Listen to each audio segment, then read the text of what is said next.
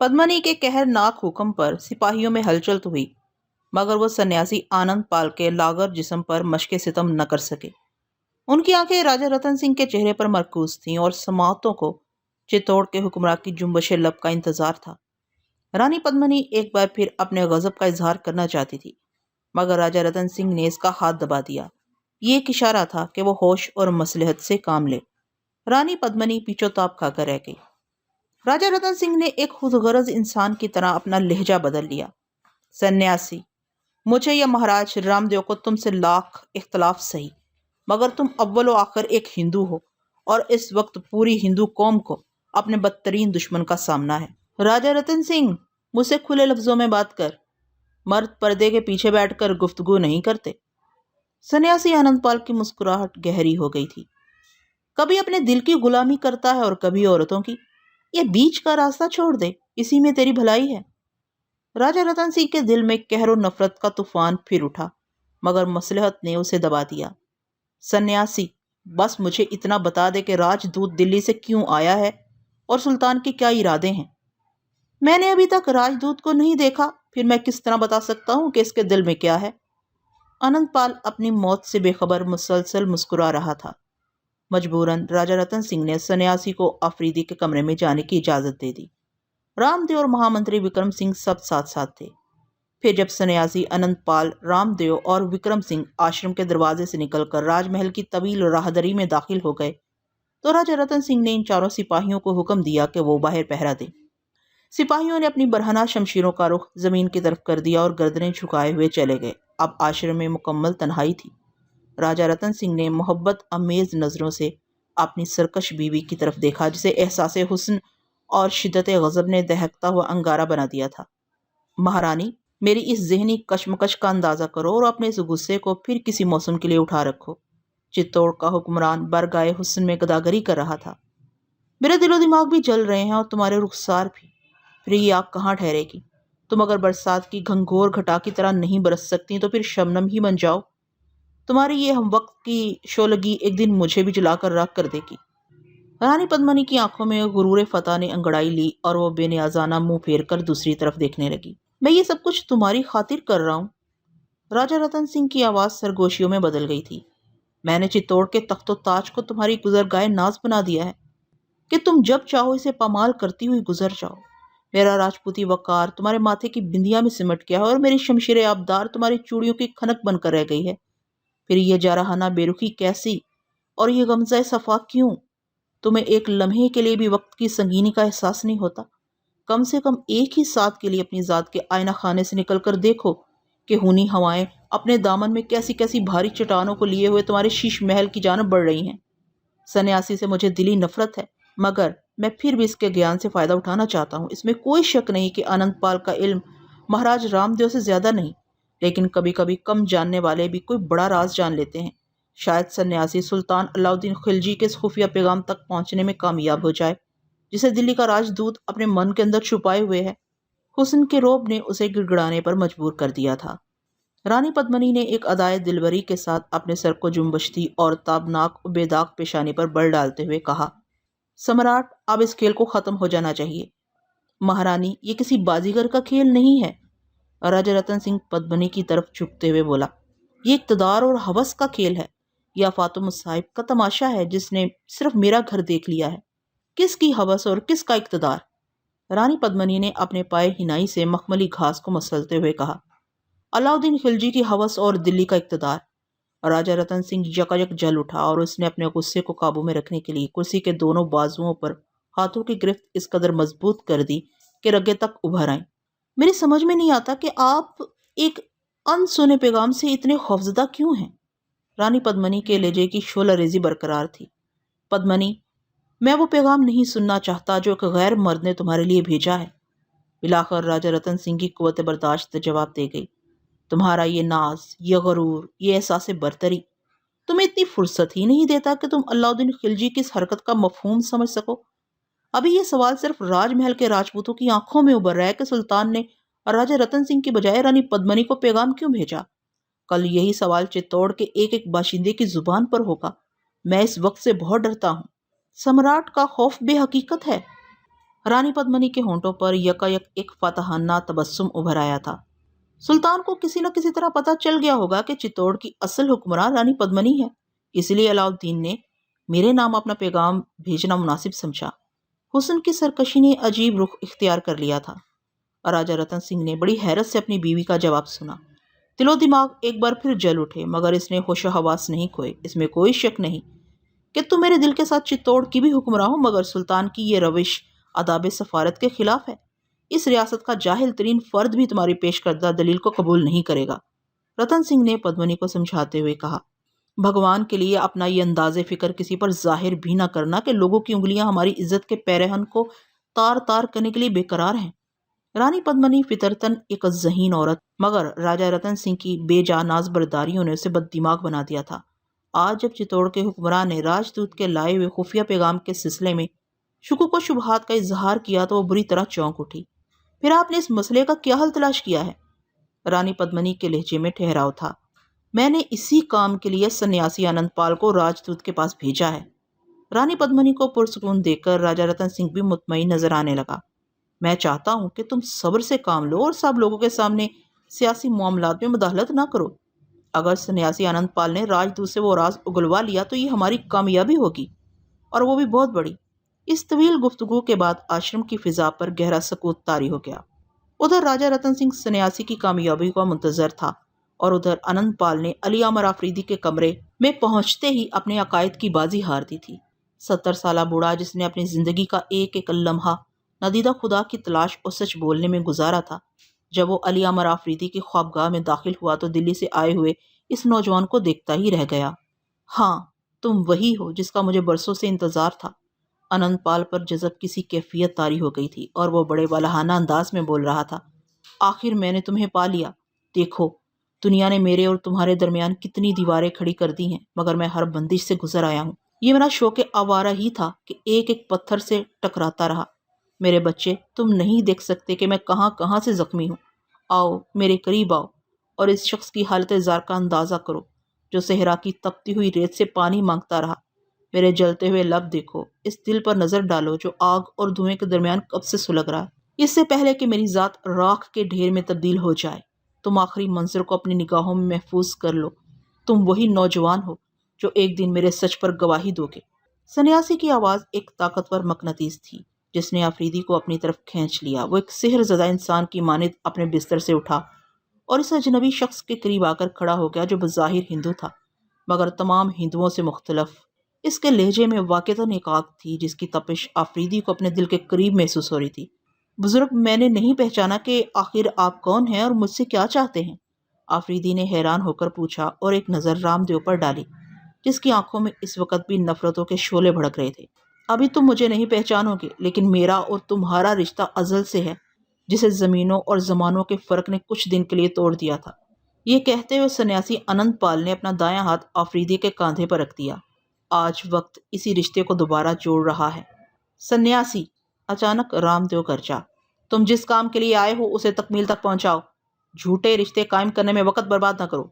महाराज, सन्यासी ने पलटकर रामदेव की तरफ देखा, मैं वही काम अंजाम दे रहा हूँ, सब्र करें, बस चंद लम्हों की बात है।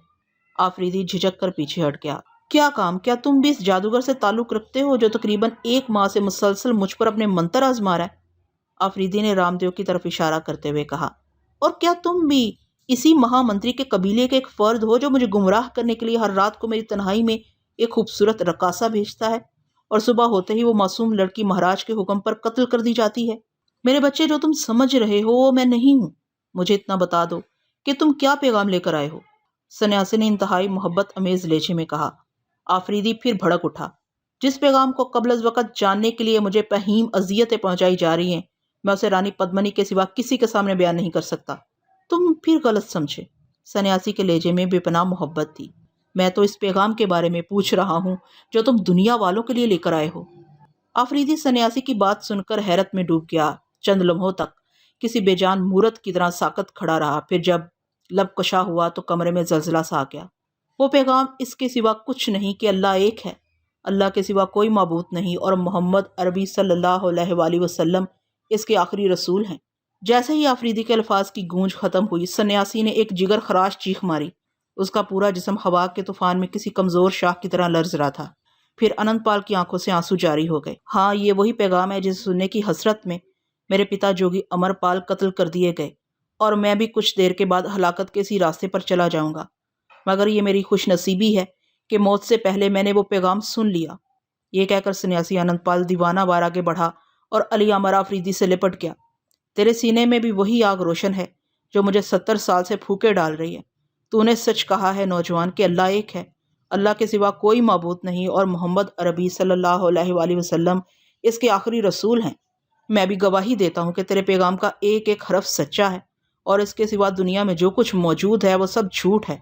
सन्यासी आनंदपाल बच्चों की तरह रो रहा था। जग के पालनहार, मुझे माफ कर दे कि मैं तेरी ज़ात से बेखबर रहा और अब होश आया तो सरे मक्तल खड़ा हूँ। मेरे इकरार की मुद्दत बहुत मुख्तसर है मगर तेरा करम लामहदूद है। अपने इसी करम से माया मोह में गिरफ्तार मेरी बेचैन आत्मा को मुक्ति दे और इस नौजवान को जिंदगी के हर मार्के में सर बुलंद करके जिसने तेरा पैगाम मुझ गुनाहगार तक पहुंचाया। गिरफ्तारी की शिद्दत से अनंतपाल की हिचकियां बंद गई थीं। कुछ देर तक रामदेव इस इनकलाब को समझ ही नहीं सका मगर जब उसने अनंतपाल के अल्फाज पर गौर किया तो सारा खेल बिगड़ चुका था। रामदेव सन्यासी की ये हालत देखकर फरते गजब से पागल हो गया। देवताओं के इस गद्दार को आश्रम में ले चलो। रामदेव ने सिपाहियों को हुक्म दिया जो दिन रात अफरीदी की हिफाजत पर मामूल रहते थे। रामदेव का हुक्म सुनकर सिपाही आगे बढ़े और पूरी ताकत से बूढ़े सन्यासी को पकड़कर खींचा। आनंदलाल तवाजन बरकरार न रख सका और कमरे के फर्श पर गिर गया। दूसरे ही लम्हे रामदेव की भरपूर ठोकर इसके मुंह पर पड़ी। दर्द की शिद्दत से सन्यासी की चीख निकल गई मगर इस चीख में एक ऐसा लफ्ज भी शामिल था जिसकी गूंज पहली बार फतेहाना चित्तौड़ में सुनाई दी थी। अनंतपाल ने इस अजियत और करब के आलम में भगवान की बजाय अल्लाह को पुकारा था। अब इस मुकद्दस तरीन लफ्ज की बाज़गश्त खत्म होने नहीं पाई थी कि रामदेव की दूसरी ठोकर ने सन्यासी के चेहरे से खून का आबशार जारी कर दिया। आफरीदी के लिए मजहबी बहरूपी का ये तशद्दुद नाकाबिले बर्दाश्त था।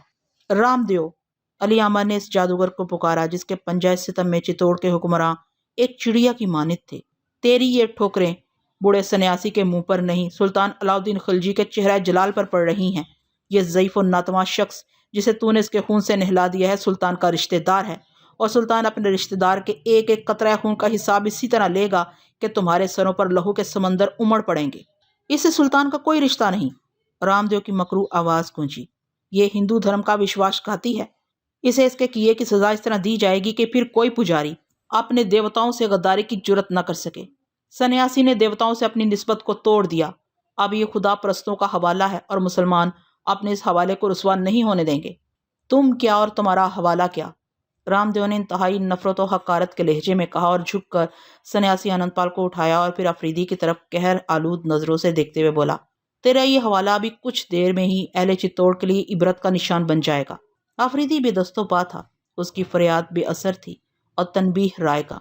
फिर भी आखिरी उम्मीद का सहारा लेकर उसने विक्रम सिंह को पुकारा जो कमरे की दीवार से पुस्त टेके आंखें बंद किए इस तरह खड़ा था जैसे वह इन तमाम मामलात से लातल्लक हो। महामंत्री, मुझे इसी वक्त राजा रतन सिंह के रूबरू हाजिर कर दें या फिर एक कलमागो की जिंदगी बचाने के लिए अपने असर रसूख इस्तेमाल करें। अगर हल्का इस्लाम में दाखिल होने वाला ये बेगुनाह शख्स आपकी जाबराना रवायतों की भेद चढ़ गया तो दिल्ली पर इसके खौफनाक असरात मुरतब होंगे।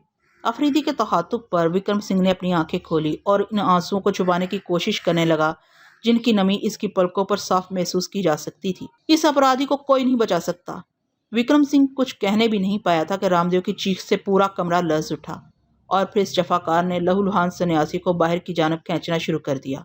हालत इस तरह में अफरीदी भी आगे बढ़ा मगर सफारती आदाब की जंजीरों और राजपूत सिपाहियों के ताकतवर बाजुओं की गिरफ्त ने उसे रोक दिया। नईफ व नजार सन्यासी को किसी ज़बा किए जाने वाले जानवर की तरह खींच कर ले जाया जा रहा था और तवील राहदरी में इसकी गमजदा आवाज़ गूंज रही थी। बेटे, मेरी मौत का गम न करना। मैं तो चिरागे सहर हूँ, बुझा चाहता हूँ। अपने हौसले को बुलंद रखना कि अभी तुझे बड़ी आजमाइशों से गुजरना है। मेरी धुंधली आंखें जुल्म के अफरीतों को तेरी तरफ बढ़ते हुए देख रही हैं। साबित कदम रहना कि ये सब एक दिन अपनी ही आग में जल बुझेंगे। कोई कुछ भी कर ले मगर अंजाम कार फतह तेरा ही मुकद्दर है। फिर फासले बढ़ गए और सन्यासी की आवाज़ जुल्म के मकबरे में गुम हो गई।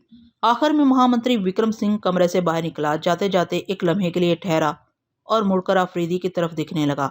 पलकों पर ठहरे हुए आंसू रुखसारों तक आए। विक्रम सिंह की बेजुबानी ने अली आमर को अपनी मजबूरी का फसाना सुनाया और फिर चित्तौड़ का वजीर आजम तेज कदमों से इस तरफ चला गया जिधर रामदेव सन्यासी आनंदपाल को ले गया था। जादूगर के आश्रम में एक हशरसा बरपा था।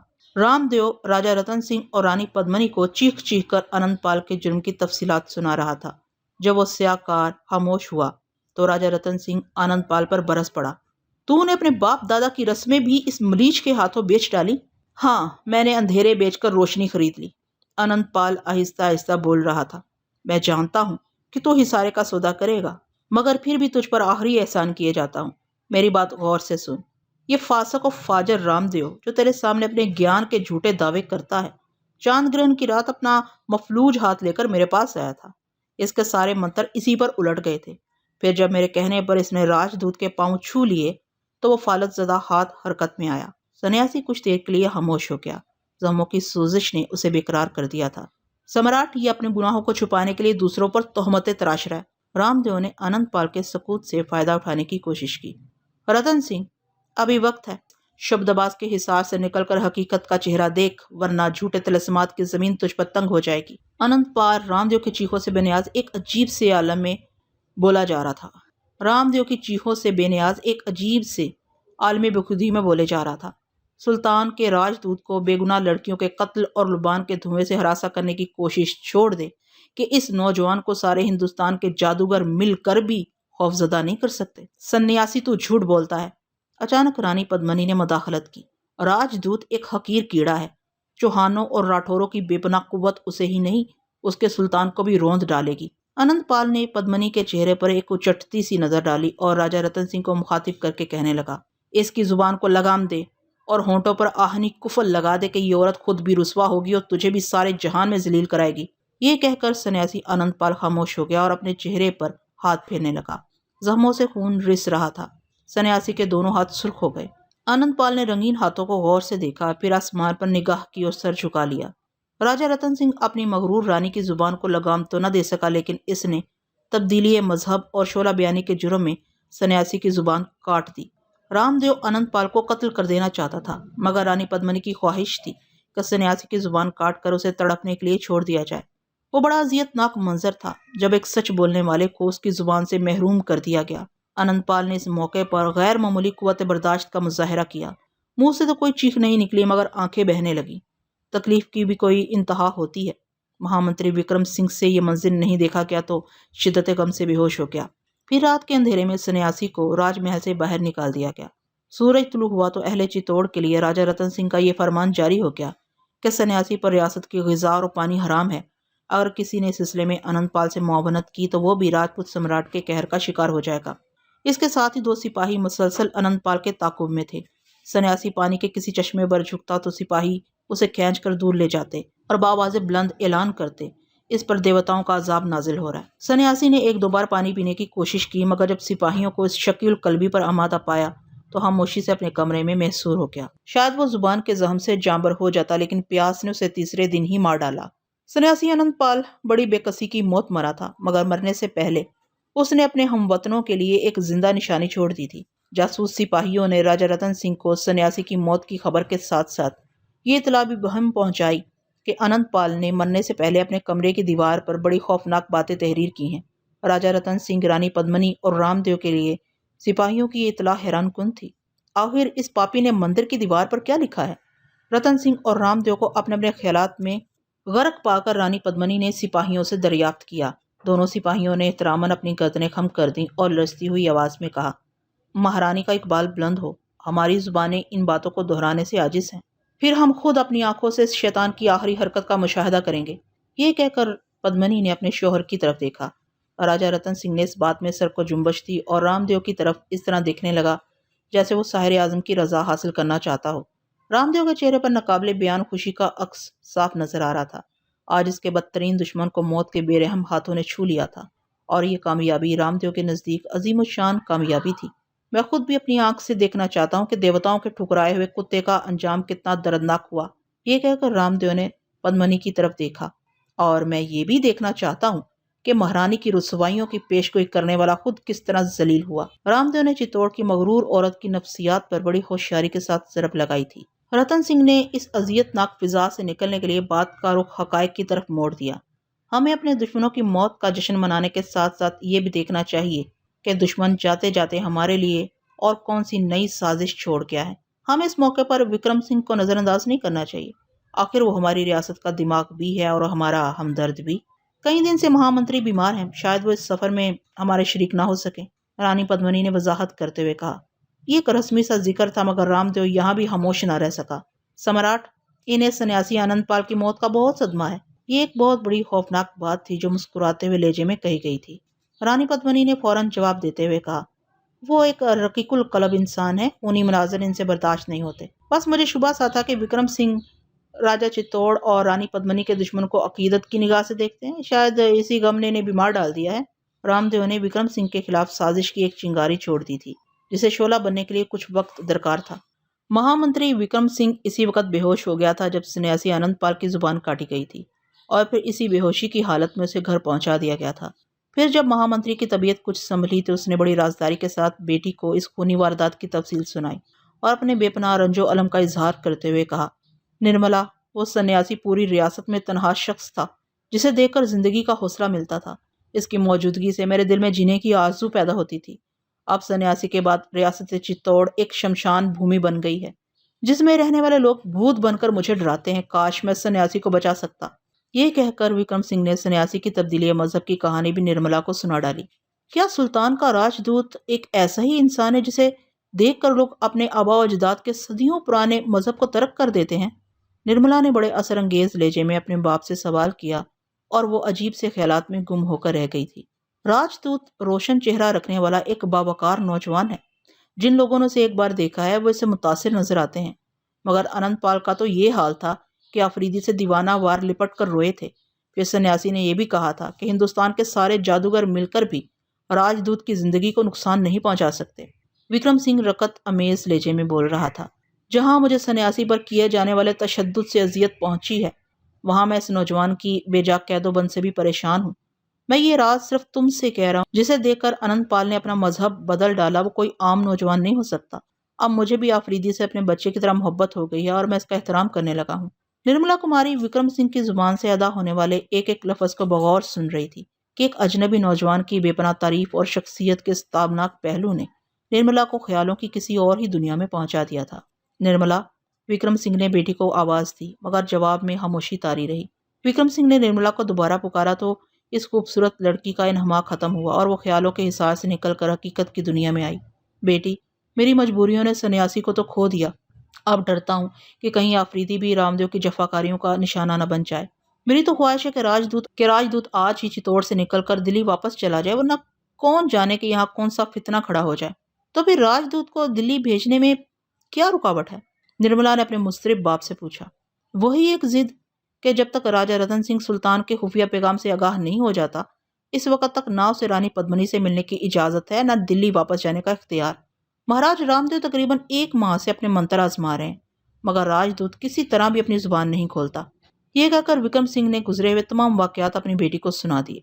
महामंत्री के जहन पर नाकाबिले बर्दाश्त बोझ था। आज वो किसी हद तक कम हो गया था। इस दौरान निर्मला कुमारी के चेहरे पर मुख्तलिफ रंग उभर कर डूबते रहे और जब बार बार रामदेव का जिक्र आया तो वो खामोश न रह सकी। क्या महाराज के असरात इतने बढ़ चुके हैं कि राजमहल इनकी जुम्बश चश्म का पाबंद होकर रह गया है? निर्मला की आवाज शिद्दत हैरत में डूबी हुई थी। क्या अब चित्तौड़ की किस्मत के फैसले एक जादूगर के आश्रम में किए जाएंगे? बस बेटी, खामोश रहो। निर्मला की बेबाकी का ये अंदाज देखकर विक्रम सिंह लरज उठा। इस शख्स के बारे में अपने घर की दीवारों से भी कुछ न कहना। तुम महाराज के मुतालिक सिर्फ सोच सकती हो, लेकिन तुम्हें इजहार राय का हक नहीं है।